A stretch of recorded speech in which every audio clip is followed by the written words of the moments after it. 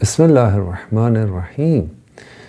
Hi everyone. In my previous video, I said that God is light.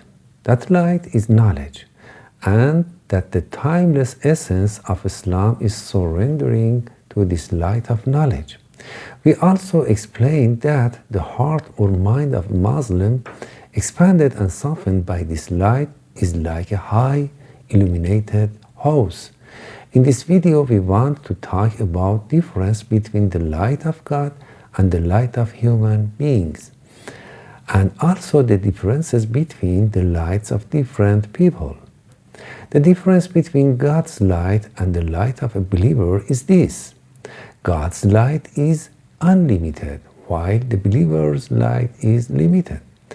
God is the light of the heavens and the earth, but the believer's light shines inside a house, inside a niche, inside a glass, and through the purity of olive oil that fuels a lamp.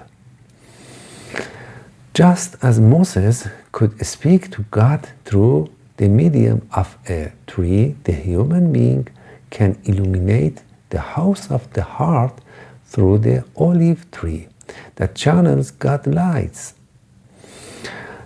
If this olive tree stands on the summit of Mount Sinai, neither of the east nor of the west, its oil is extremely pure and ignites quickly when touched by the divine fire.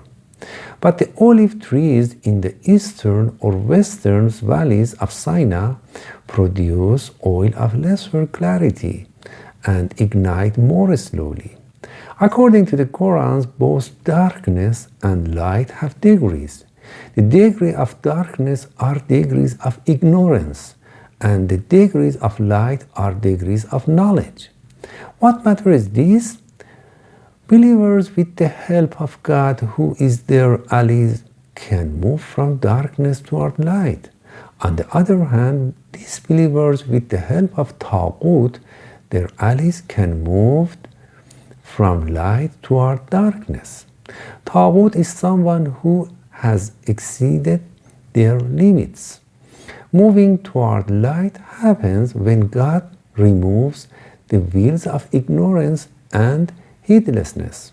Moving toward darkness happens when those wheels increase.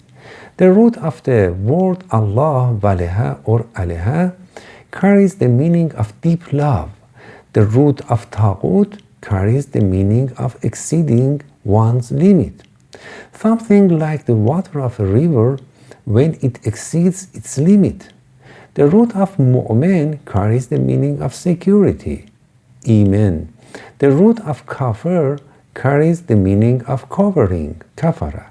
For example, we say a woman covers her face, Kafara al-mar'atu wajhaha. So God's light is not secure within the disbeliever and becomes covered, while in the believer it is safe and unobstructed. The believer is like a transparent glass that does not veil God's light. Remember the parable of the lampstand and the glass that surrounded the lamp. Allahu nuru as-samawati wal ard مثل نوره كمشكاة فيها مصباح المصباح في زجاجة. The disbeliever covered the light because he does not love it. He loves only himself, while the believer is deeply drawn to the light of God. Why does the Quran call the protector of disbeliever Taghut?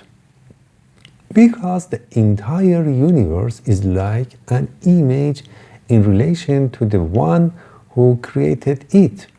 Everything in creation is an ayah, a sign.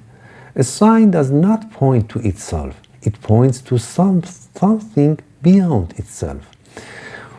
When we see a no entry sign, for example, we don't focus on the red circle and the white bar.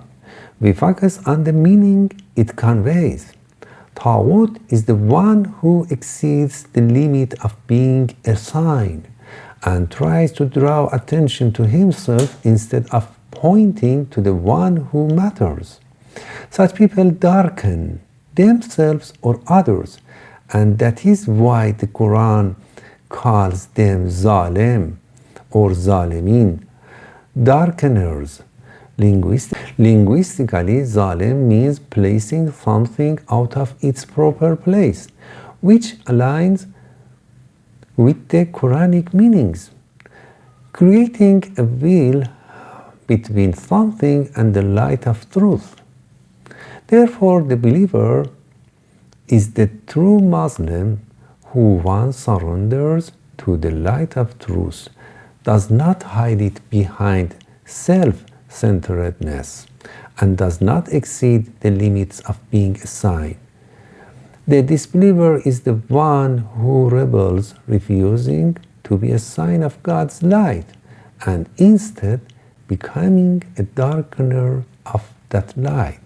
Stay with us as we continue to discover the Quran from within itself. Thank you.